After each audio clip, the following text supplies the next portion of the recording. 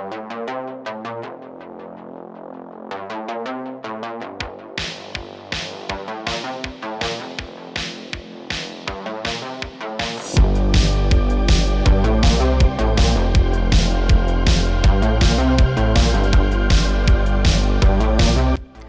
everyone, my name is B, you're on Xnova Cosplay, and welcome to my YouTube channel where I make cosplays, crafts, and other weird crap. And today I am making a cute little sign based off of Coraline. Coraline is one of my favorite Halloween movies.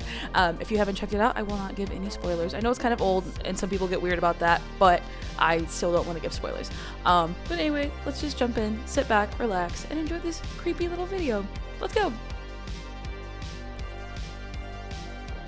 So the first thing I did was give this sign a nice coat of black paint.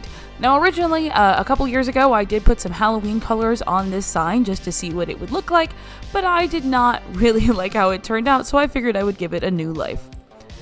So what I did was give it a nice coat of black paint. I had to give it a couple actually before you couldn't see the colors underneath anymore, but then it was good to go. I'm pretty sure I got this sign at the Dollar Tree a couple years ago.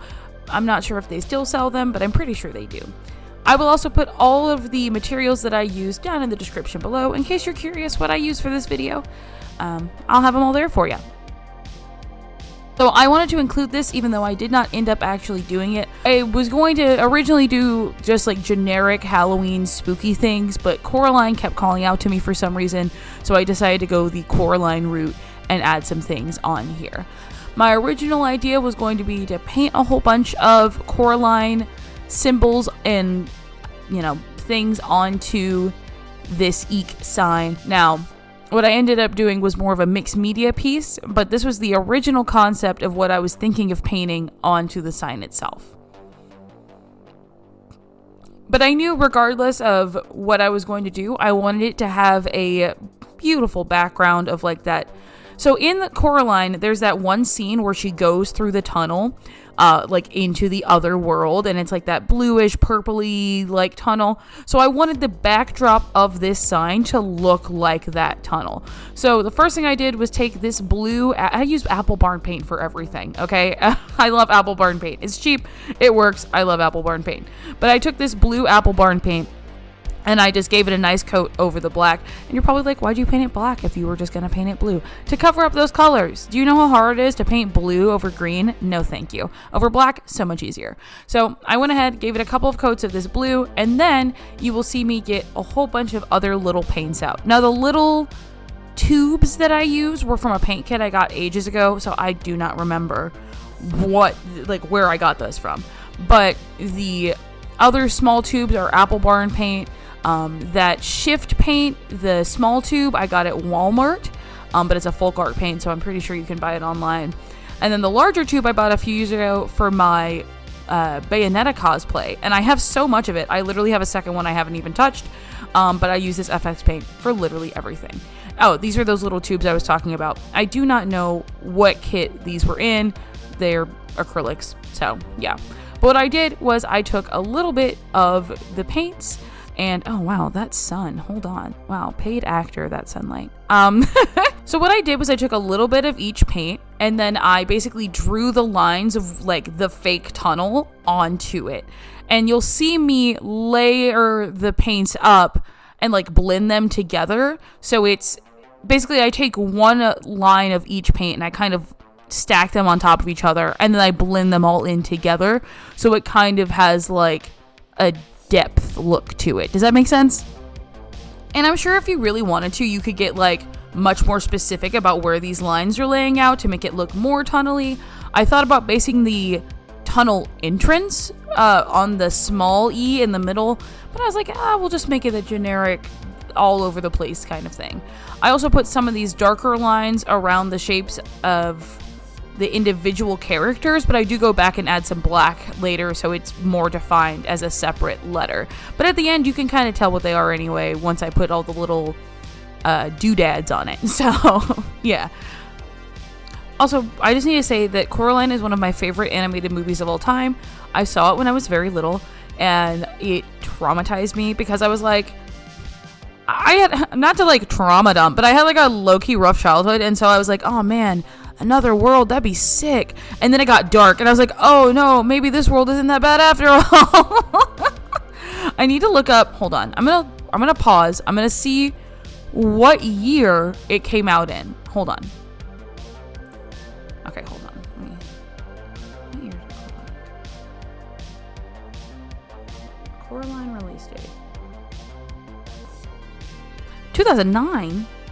Jesus, how old was I in 2009? Hold on. Oh, great, now I'm doing my math. Oh, God.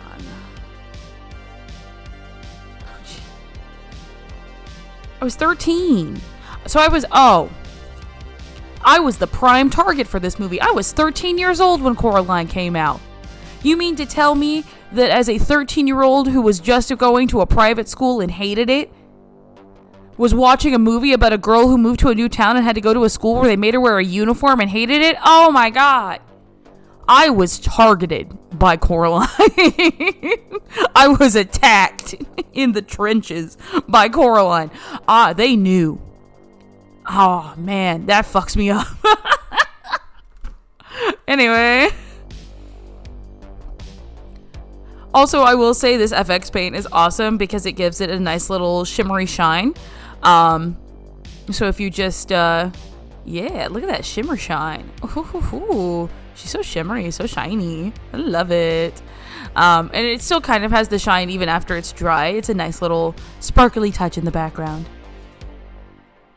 So next up was that black that I was talking about. And I grabbed the smaller of the two brushes and I just traced the line. First, I was going to make it a thin line in between each character.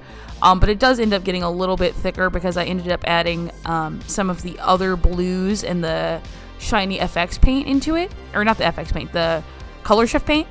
And I outlined the characters with that. So it's a little bit thicker, but it still has that nice little shine to it. So I like how it turned out. So next up, I grabbed all the little trinkets and things that I had around my house that I figured would make a good Coraline collage, multimedia art piece. So the first thing I started with were these lock and key stickers that I also got from the Dollar Tree. I originally got these for my Alice in Cyberland cosplay, and I just had a bunch left over, and so I held on to them, and now they have a new home on this wall piece. But you see me cutting them out of the plastic instead of just sticking them on. I wasn't sure where I wanted them to go, so I kind of just cut them out, but kept the backs on so they wouldn't stick down, so I could feel out where I wanted everything to go. I decided to go mixed media because I had a lot of these little charms, and I was like, I have not used these charms for anything. I need to find a home for them. And so I was like, well, I can just use them on the Coraline thing, and that gave me the shift to start just making this a multimedia piece. Now, all these charms I got from Walmart, they had a multi-pack of charms because there were a few that I wanted to use for different projects, and then these were just the ones that were left. All the buttons and things, I could not tell you where I got them from. I'm a cosplayer. I've been cosplaying for well over a decade. I have hoarded buttons my entire life. I will say the pink and purple ones, also Walmart. I do know that for a fact because I bought them for a cosplay and I got them at Walmart. The rest, could not tell you. The little gems that I got were in a multi-pack of colored gems, also from Walmart. I buy a lot of crafting stuff from Walmart because it's cheap. I don't necessarily like supporting Walmart, but it's cheaper. I do for art stuff sometimes, especially during con crunches. I will go and buy too many art supplies.